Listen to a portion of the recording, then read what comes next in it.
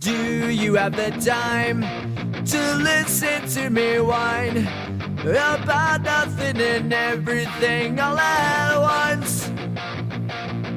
I am one of those melodramatic fools, neurotic to the bone, no doubt about it. Sometimes I give myself the creeps. Sometimes my mind plays tricks on me. It all keeps adding up. I think I'm cracking up. Am I just paranoid? Am I just up? I went to a shrink to analyze my dreams. She says it's lack of sex that's bringing me down. I went to a whore. The Barnsley game sees Stoke for the first time without either Lou Macari or Mark Stein. He's gone now too. And it was a dreadful start. That goalkeeping error, first goal, Neil Redfern. But this was compounded a few minutes later, a second. Brendan O'Connell powering through, latches onto the end of that. That's 2-0 down. What a terrible start it is. Simon Sturridge cross, off the leg of Gary Fleming, and that's 1 goal back.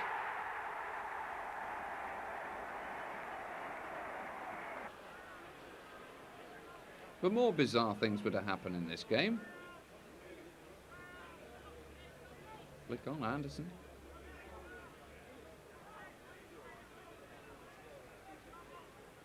Martin Carruthers cross and another own goal. Charlie Bishop completes a bizarre chapter. They regained the lead before half-time. That powerful downward header. Second half, however, a totally different story and a much happier one. Nigel Gleghorn, that superbly placed free kick.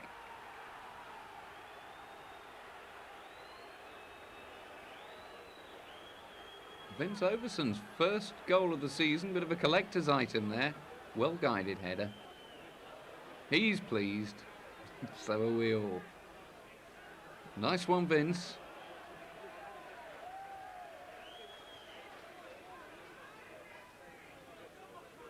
And finally a solo effort from Martin Carruthers. Poor back pass, keeps his composure ever so well, walks it into the net. Scoring wasn't finished even at this point, though.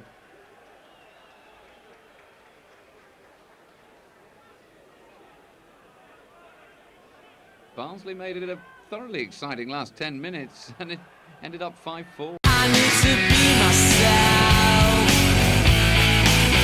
I can't be no one else. I'm feeling supersonic. Give me gin and tonic. You can have it all, but how much do you want it? Make me laugh. Give me your autograph. Can I ride with you in your BMW? You can sail with me in my yellow submarine. You need to find out, 'cause no one's gonna tell you what I'm on about. You need to find a way for what you wanna say.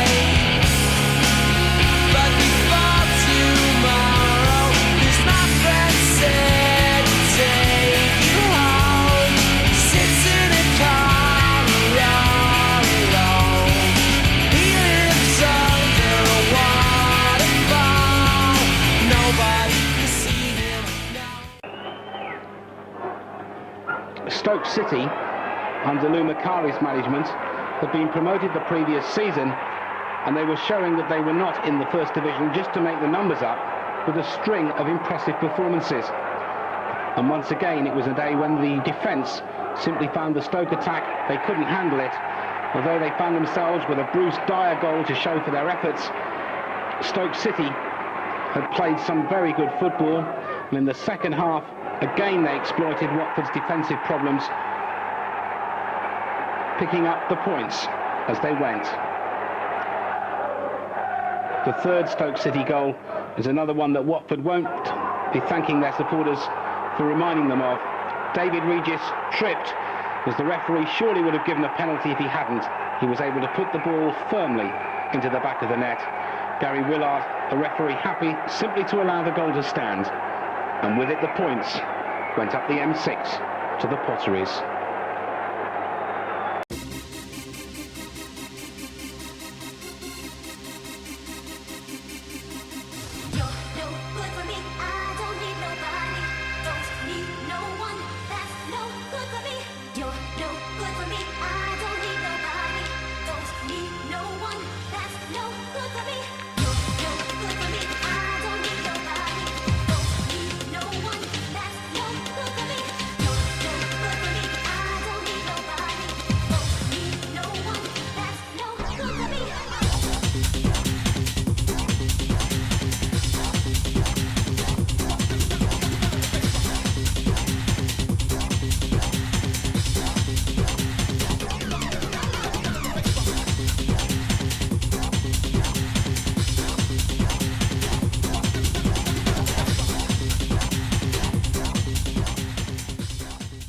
Joe Jordan made his return to football as manager of Stoke City on Wednesday, just in time to see his side take on Fiorentina in the Anglo-Italian Cup. Stoke picked a good time to appoint Joe Jordan as manager. His Italian experience immediately called into play for the Anglo-Italian Cup tie against Fiorentina. The visiting fans certainly remembered him. Joe's. They used to call him Joe's. Lo Squali from the Joe's film. Stoke had the ball in the net against Fiorentina thanks to Nigel Gleghorn, but it was disallowed and the game finished 0-0. When you're playing against a team of the quality of Fiorentina, it's going to be tough and it's going to be tight, and it was. But I thought the second half, we produced better football than we did in the first half. And to be fair honest, I didn't see anything wrong with the goal.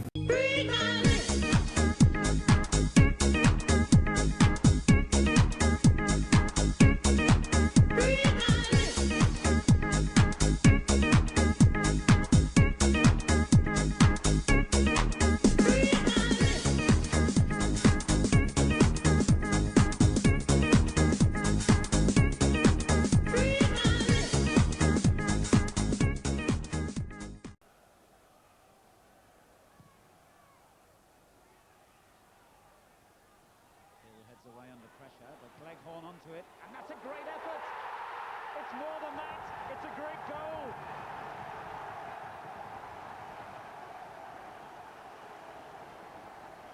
Two minutes to half time, and Nigel Gleghorn gives Stoke City the lead. Well, there we see it, competing for the ball by Carruthers. A wicked bounce in front of Gavin Ward. I saw a similar goal against Neville Southall the other night, so it does happen. It can happen to the very best. We won't be happy with that, but it's took a nasty bounce before him.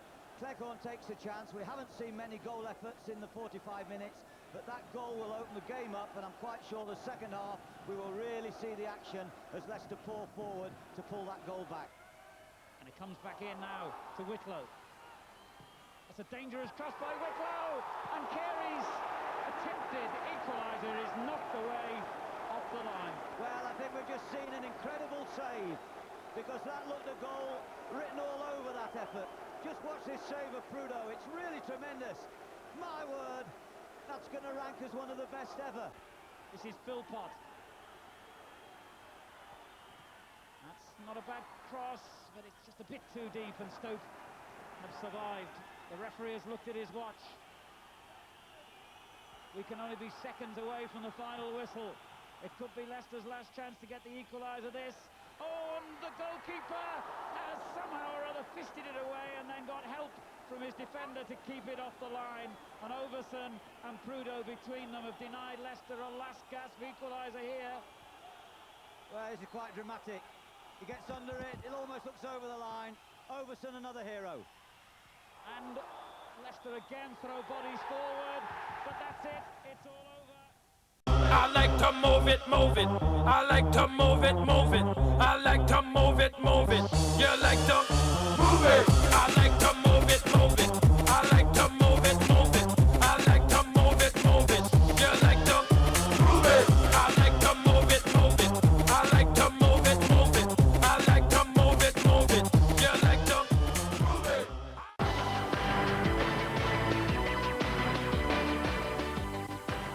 Stoke City went to pieces though, but what a return to action for Dave Robinson, scoring with this over-the-shoulder uppercut. County's replacement for Short has been out of commission for 14 months. Mark Prudo, who made that match-winning save against Leicester last week, slipped off his pedestal and Turner ran in the loose ball. County's home record is quite stunning. Good job as well.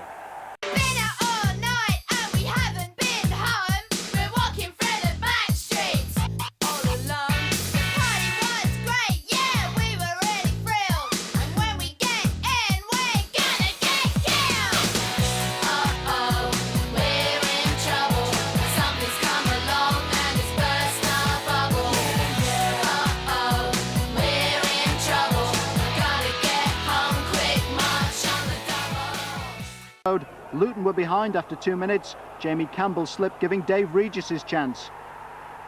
After 20 minutes, it was 2-0. Des Linton heading Orlickson's corner into his own net. It didn't take long for Luton to get back into the game. Kerry Dixon sized up his options and found the top corner with a delightful curler. A great goal that, so was the equaliser by Kerry Hughes. A Mitchell Thomas cross was put away by Scott Oakes.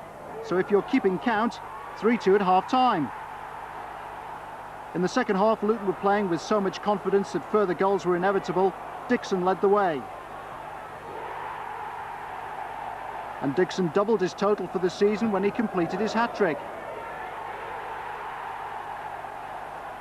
John Harston came on to get the last one, but this was 6 of the very best from Luton, 3 of them from Kerry Dixon.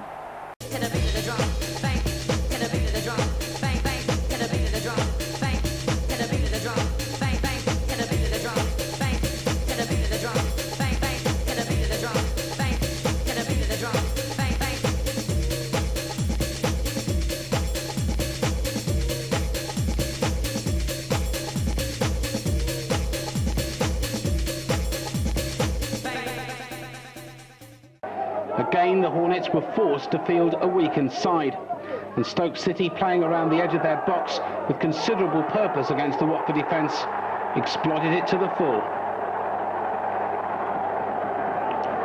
Once Stoke went one up, Watford, although they continued to compete and continued to try, simply had no mastery when Dave Regis produced a superb second goal, good enough to win any game.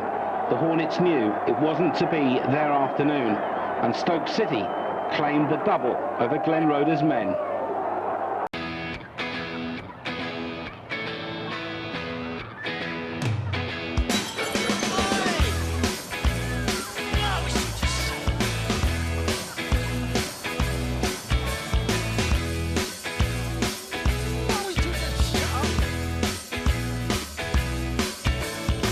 Confidence is a preference for the habitual voyeur of what is known as. A morning suit can be avoided if you take a route straight through what is known as. John's got Brewer's group, he gets intimidated by the dirty pigeons. They love a bit of him. Who's that gut lord marching? You should cut down on your pork life, mate. Get some exercise.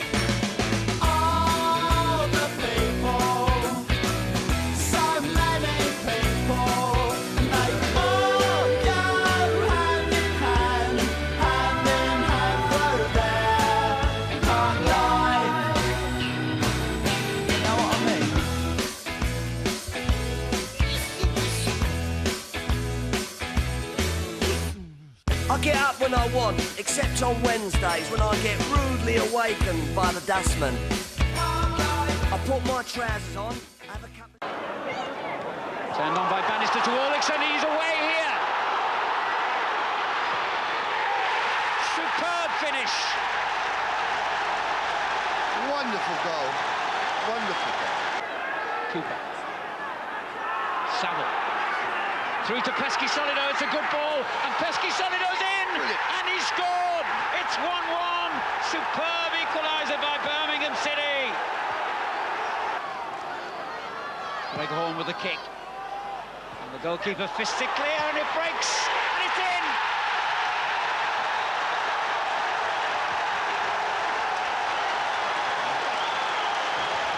The goalkeeper pays for the error. It was a rather loose punch of the ball.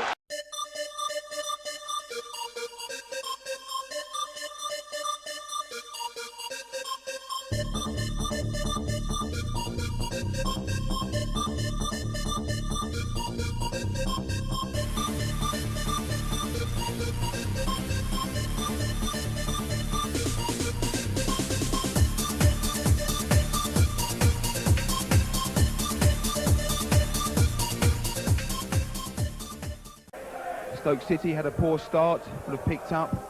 Joejordan exchanging places with Lou Macari. Lou Macari off to Celtic. Joejordan coming down to Stoke.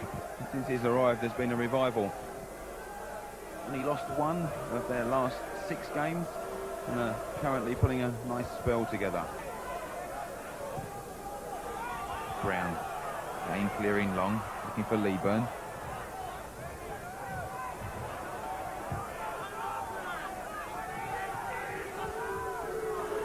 Referee going across to the Stoke dugout, obviously something someone said. And it looks like he's instructing someone to go somewhere. I don't quite know who it is, but he's having a stern word in the box.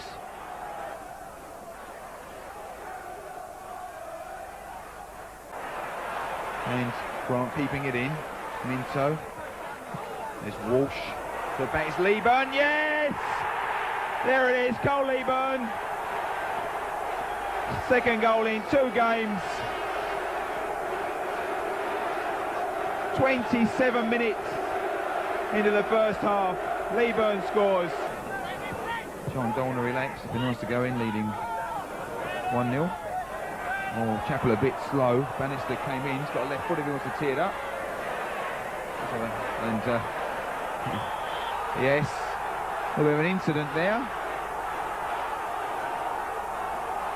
A bit of an incident as the ball's about to clear. There was 3 Charlton players on the floor trying to clear the ball. And 2 Stoke players. Legs going everywhere. Referee has called Gary Bannister over. It's a red card. Bannister has gone. Back in we go. It's Brown. Oh, it's a good shot. It's Nelson. Yes, it's there. It's there.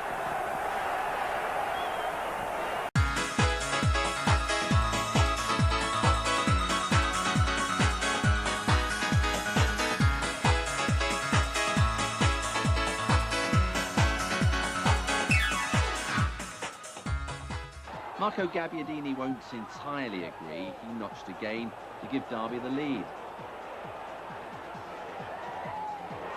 Gabbiadini in a lovely vein of form. But before half-time, Stoke were level. Lovely touch this from Steve Foley to curl the ball in. Wicked shot. Now, Toddy Olliksson, once of Forest, still of Iceland, never really made his mark at the City Ground. He flitted in and out of the team, never quite doing enough to win over either the manager or the fans. But he gave Stoke the 3 points, with what you have to say was rather a lucky winner in the second half. All I wanna do is have some fun.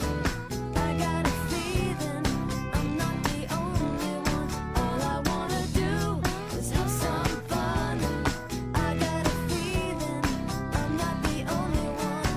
All I wanna do is have some fun. Until the sun comes up over Santa Monica Boulevard.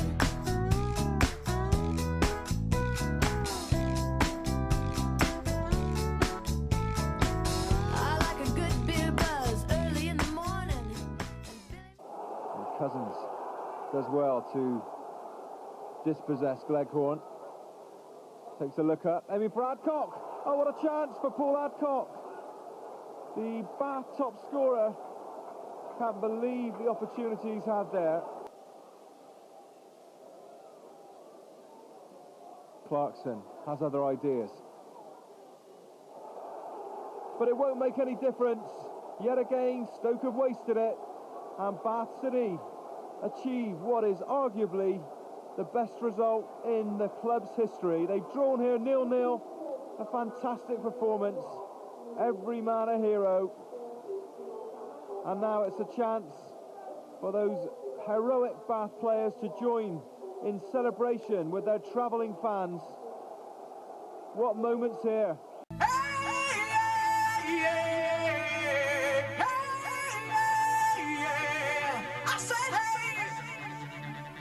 What's going on? You're not saying hey, yeah. I say hey, what's going on? Nothing quite so spectacular at Blundell Park, though Stoke's Dave Regis may have woken up sweating in the night about this goal he didn't score. Here's a classic example of how Stoke's massed defences denied Grimsby space. Clive and Donker reduced to shooting more in hope than expectation. Toddy Orlickson gave Paul Crichton a chance to show his mettle in the Grimsby goal, but it was the Mariners in the second half who came closest of all to something to warm up the 8,500 crowd. Jim Dobbin missing by inches. Grimsby 0, Stoke 0.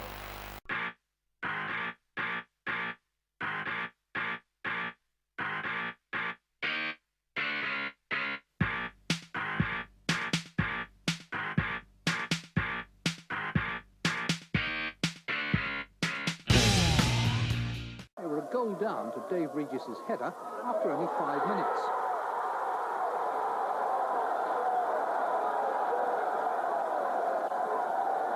They were 2 down to Ian Cranson's header just over half an hour later.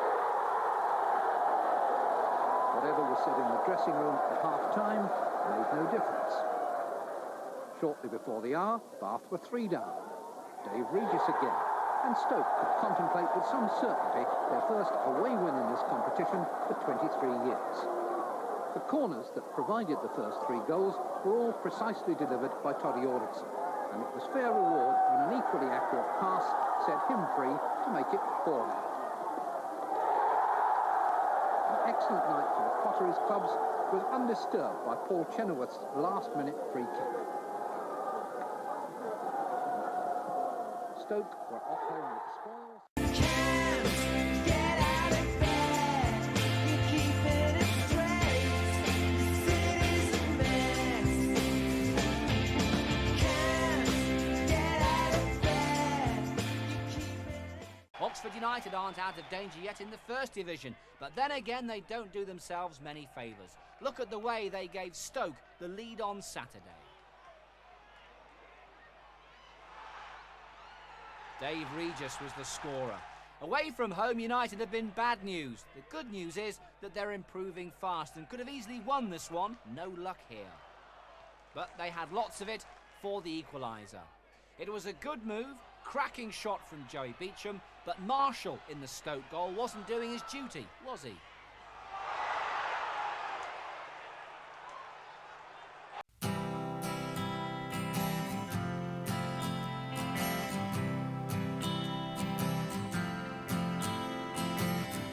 I would like to leave this city. This old town don't smell too pretty, and I can feel the warning signs running around my mind. And when I leave this island, I book myself into a soul asylum, 'cause I can feel the warning signs running around my mind. So here I go, I'm still scratching around in the same old hole. My body feels young, but my mind is very old. So what do you say? You can't give me the dreams that are mine anyway. Half the world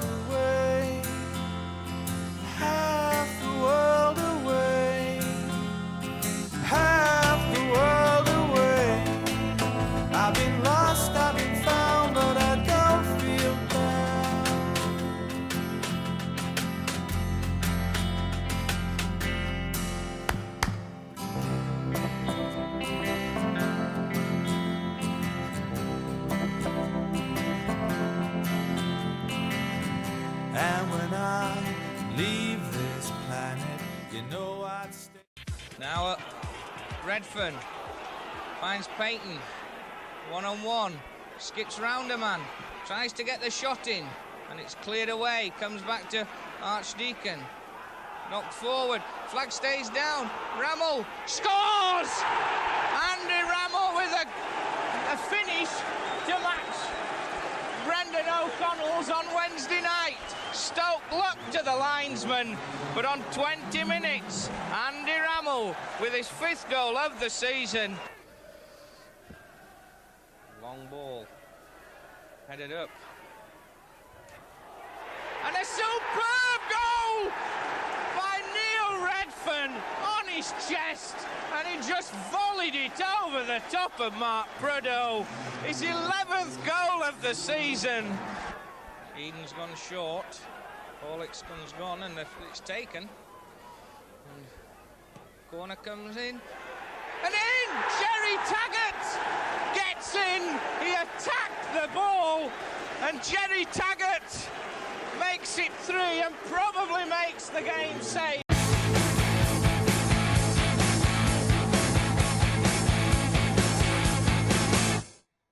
Jubilee slouches in the setting, he's losing all will to move. He got DV, too much telly, he watching 24 hours of rubbish. He got butane, he got plastic bags, his eyes are going square. Oh yeah, he no raver, just antisocial, he not going to cut his hair. Hey, just take a record, no one told him. 17, he not mean enough. Hey, just take a record, no one told him. 17, he not keen on being like anyone else. Jubilee's dad, Billy Banker, thinks his son's a slob. He hates a slob. Should get out more, stop scabbing. He really should go and get a job. Hey, just says it correctly, no one told him. 17, he not mean enough. Hey, just says it correctly, no one told him where to go, but he just don't get out enough. Hey, just says it correctly, no one told him. Talk to girls, but he's just too spotty. Hey, just says it correctly, no one told him. 17, he not keen on being like anyone else, so he just plays on his computer. Just one goal settled it after half an hour. It was set up by Steve Stone. It was a little bit further out than 4 yards, perhaps 7 or 8 for Neil Webb, but it was still good enough to earn a 1-0 victory. It was also the highlight of a good, strong, battling Forest performance.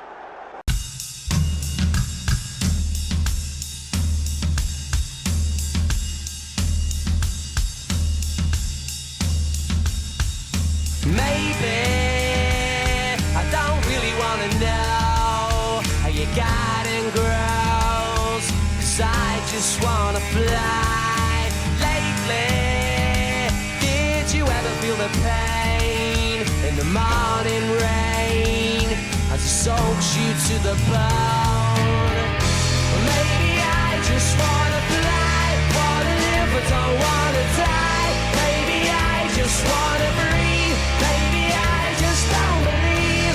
Maybe you're the same as me, we see things I'll never see. You and I are gonna live forever. I said maybe I don't really wanna know how you got it grows, 'cause I just wanna fly. Lately, did you ever feel the pain in the morning rain as it soaks you to the bone? Maybe I will never be all the things that I wanna be. Now is not the time to cry, now's the time to find out why. I think you're the same as me, we see things I'll never see. You and I are gonna live forever.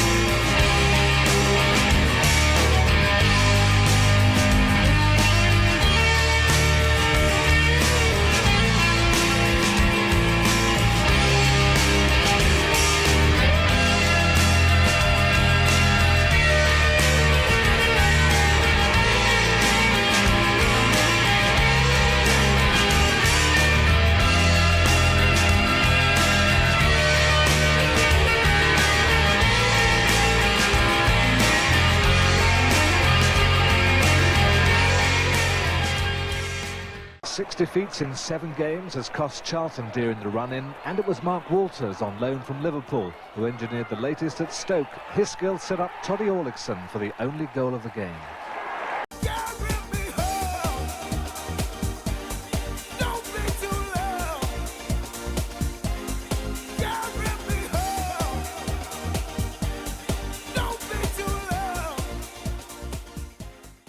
Signs here that Derby's promotion drive might be getting in gear at last.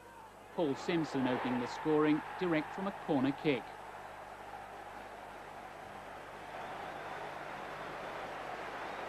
Two minutes later it was 2-0. Paul Kitson's ball finding Gary Charles.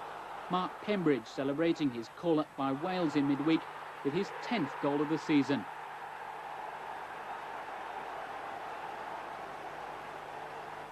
Stoke, of course, aren't out of the playoff picture, but soon will be with defending like this.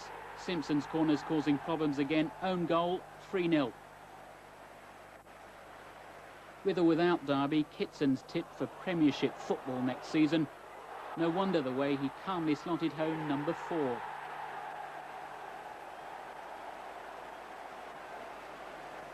This was an ill-tempered affair. Martin Taylor giving away a penalty. Comfortably converted by Wayne Biggins. And nervousness continues to be Derby's weak spot. Mickey Adams took advantage of the home side's jitters to grab Stoke's second. But that's the way it stayed. Derby 4, Stoke 2.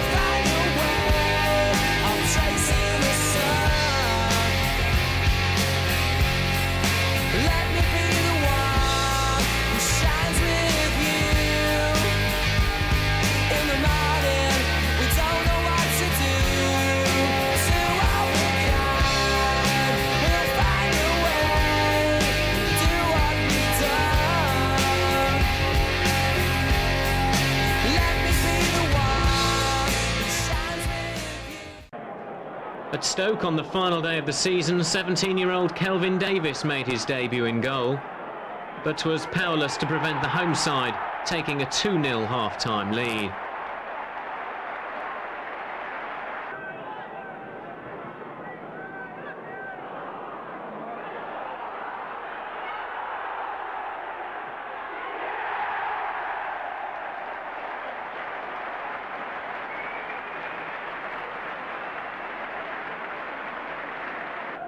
But a minute after the break, Scott Oakes cracked in yet another spectacular effort.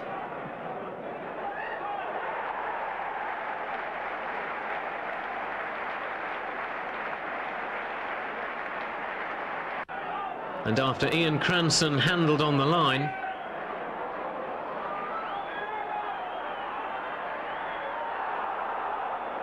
Paul Telfer was eventually able to net a penalty as the town finished with a 2-2 draw.